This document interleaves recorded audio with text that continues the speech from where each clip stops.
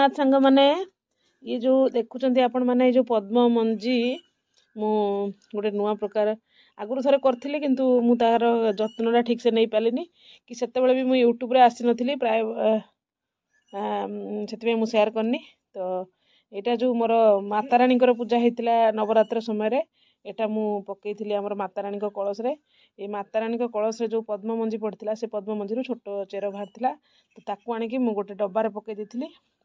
आउ सी भाव में ग्रोथ होती तार आउ केते दिन पर चेर बाहरिकी एत सुंदर होती मुझे गोटे बड़ पोट को ट्रांसफर करुच्ची आपण मैंने देखु यार जत्न नवा टिके पद्म केमती कलर फुटुची कौन करुच्ची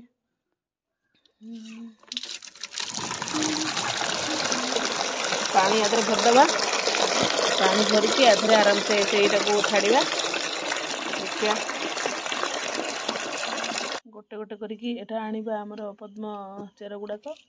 मंजीर जो बाहर जो डाल सबू तो पद्मर तार ये चेर रु ग्रोथ करा जाए ये तो मंजी फास्ट टाइम ग्रोथ करुच्ची पुणी आमर पूजा सामग्री दुकान ये मंजी आसला देखो एमती छाड़ा केते दिन पर यार ग्रोथ कौड़ा हो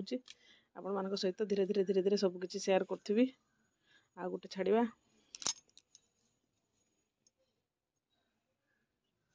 या कि बाली माटी आनिकी दबा पड़ो ये भाव में था पद्म बाली किसी दबा पड़ो बाली दबा टिके